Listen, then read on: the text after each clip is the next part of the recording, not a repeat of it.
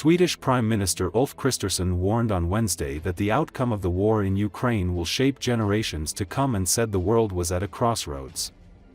Europe and the world now stand at a crossroads. How the war against Ukraine will end affects and shapes security across Europe for generations to come. We take this very, very seriously, Kristersson said. According to Associated Press, he spoke after an extraordinary meeting on the war in Ukraine hosted by French President Emmanuel Macron, which Kristersson attended via video link. The summit is the second this week and has been enlarged to involve more European nations. It aimed to address the ongoing conflict and strengthen global support for Ukraine. He described participating leaders as united on two main points: on peace through strength, in which Ukraine is equipped to negotiate from a position of strength, and, secondly, a peace that's sustainable over time. From my very first conversation with President Zelenski, Ukraine has warned against a sudden ceasefire that would only give Russia the opportunity to regroup and return, either against Ukraine or other countries, Kristersson said. Peace must be sustainable over time, and therefore, Ukraine must be involved in defining the terms of peace.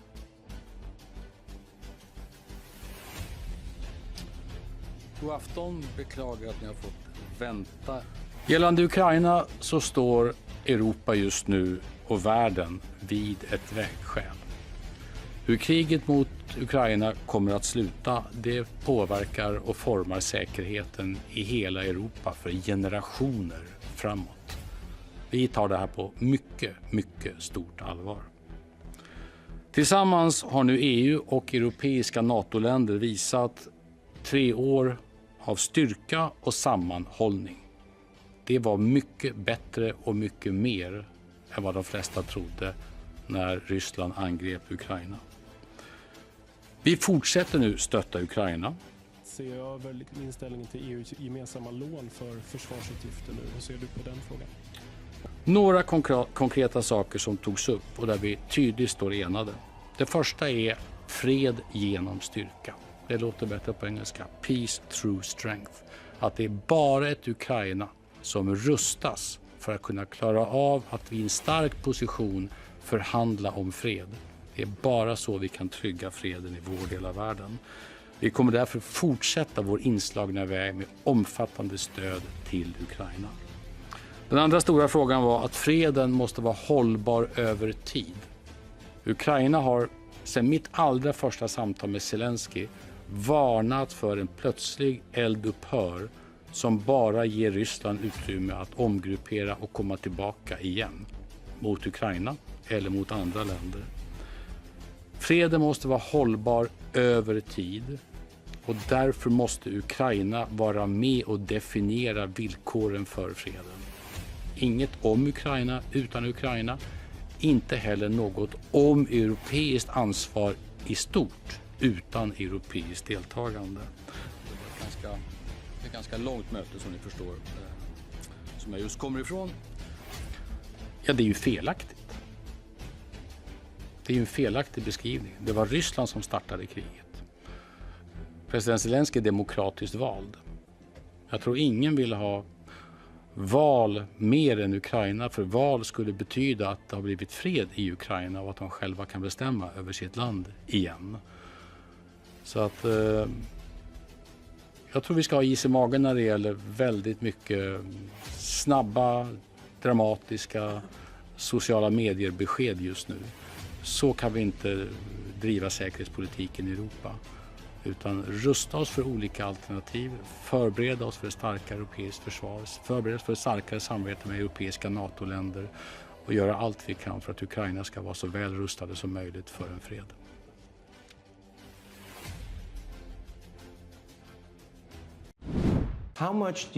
President Donald Trump appeared on his first joint TV interview with Elon Musk, aired in prime time on Fox News Channel, which was pre-recorded and conducted by Sean Hannity. According to Associated Press, the president acknowledged his goals to rein down inflation and suggested that Musk's Department of Government Efficiency would find over $1 trillion of what the administration considers wasteful government spending. Trump mentioned during that same interview that Musk is probably not that happy with things like tax breaks for electric vehicles likely not being included in tax legislation now being discussed in Congress, but he said Musk didn't seek special treatment for Tesla. "I haven't asked the president for anything, ever," Musk added. Asked about potential conflicts of interest between Musk's governmental efforts and his businesses and how they will be handled, Trump said he won't be involved, and Musk said he'd recuse himself. Musk has drawn criticism from Democrats in Congress and others for the methods he and his team at DOGE are using to cut spending, including foreign aid, and eliminate jobs across the bureaucracy. The joint interview follows Musk's appearance with Trump in the Oval Office last week, when both defended Musk's approach to federal cost-cutting. How much do you believe, Elon, you've identified in waste, fraud, abuse, corruption now, and how much do you anticipate you will? Sure. I think 1%. No, because it's so massive. This is huge money. So what we found now is 1%. We're just got as started. Good as they are, they're not going to find some contract that was crooked, crooked as hell. I mean, there's going to be so much that isn't found. But what is found, I think he's going to find $1 trillion.